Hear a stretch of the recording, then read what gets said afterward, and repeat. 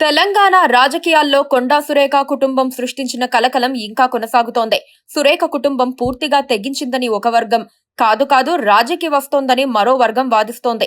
సురేఖ ఏ పార్టీలో ఉన్నా ధిక్కార స్వరమే వినిపిస్తున్నారన్న ఆరోపణలు మొదలయ్యాయి. కాంగ్రెస్ నుంచి, వైసీపీ నుంచి, బీఆర్ఎస్ నుంచి ఇలా అన్ని చోట్ల ఆమె గొడవలు పెట్టుకునే బయటకు వెళ్లిపోయారు. ఇప్పుడు కాంగ్రెస్ పార్టీలోనూ అదే పరిస్థితి కొనసాగుతోంది. ఈసారి ఆమె కుమార్తె సుష్మిత రాజేసిన కుంపటి అయినప్పటికీ దాని వెనక సురేఖ ఉన్నారన్న అనుమానాలు కలుగుతున్నాయి.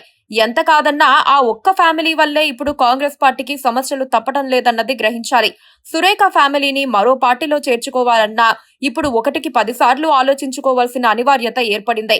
ఎప్పుడు ఎలా మాట్లాడతారో తెలియని సురేఖ ఫ్యామిలీని తెచ్చిపెట్టుకోవటం అంటే కొరివితో తలగొక్కోవడమే అవుతుందని కూడా అర్థం చేసుకున్న తర్వాతే ఏ పార్టీలోనైనా ఛాన్స్ ఇస్తే మంచిది.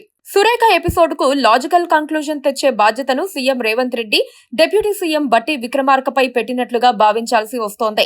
అందుకే సురేఖ భర్త కొండా మురళిని కలిసేందుకు తొలుత బట్టి విముఖత వ్యక్తం చేసినప్పటికీ తర్వాత అంగీకరించి బుధవారం తన దగ్గరకు పిలిపించుకున్నారు. ఈ క్రమంలో కాంగ్రెస్ పార్టీ ముందు 3 ఆప్షన్స్ ఉన్నట్లుగా చెబుతున్నారు. మొహమాటం లేకుండా సురేఖను మంత్రి పదవి నుంచి తొలగించి కాంగ్రెస్ పార్టీ నుంచి కూడా పంపించేయటం మొదటిది అని అనుకోవాలి. మరోసారి వివరణ తీసుకుని గట్టిగా వార్నింగ్ ఇచ్చి వదిలేయటం రెండోదిగా చెబుతున్నారు. 3ో ఆప్షన్ కూడా ఉంది. ఏమీ ఎరగనట్లుగా ఆ విషయంలో అందరూ మౌనం వహిస్తే జనం నిదానంగా మర్చిపోతారన్నది ఆ 3ో ఆప్షన్ అవుతుంది. ఏ ఆప్షన్ అయినా పార్టీ అధిష్టానం చూసుకుంటుందని చెబుతూ సీఎం రేవంత్ రెడ్డి చేతులు దులుపుకున్నారు. కొండా సుష్మిత పటేల్ దూషించింది తననే అయినా ఆయన సంయమనం పాటిస్తున్నారు.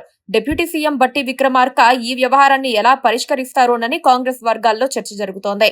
బుధవారం బెంగుళూరు వెళ్లిన బట్టి ఏఐసీసీ అధ్యక్షుడు మల్లికార్జున్ ఖర్గేతో సమావేశమైన తర్వాత కూడా ఆ విషయంపై క్లారిటీ రాలేదు. ప్లాన్ ఏ, ప్లాన్ బి అంటూ కొండా మురళి కొత్త తేనె తుట్టెను కదిలించారన్న అనుమానాలు కలుగుతున్నాయి. సుష్మిత ప్లాన్ ఏ ఏమిటో ఆయనకు తెలియదట.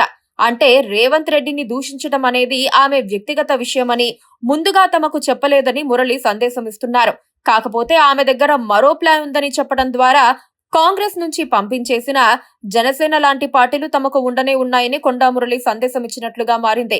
మరి బట్టి విక్రమార్కను కలిసినప్పుడు మురళి అదే మాట చెప్పారా అన్నది కూడా ఇప్పుడు పెద్ద సందేహం అవుతుంది. తమ వైఖరిలో తప్పు లేదని, దేనికైనా రెడీ అన్న సంకేతము ఇచ్చినట్లవుతుంది. ఏదేమైనా బంతిప్పుడు కాంగ్రెస్ అధిష్టానం కోర్టులో ఉందన్నది నిజం. వాళ్ళు ముందడుగు వేస్తారో లేదో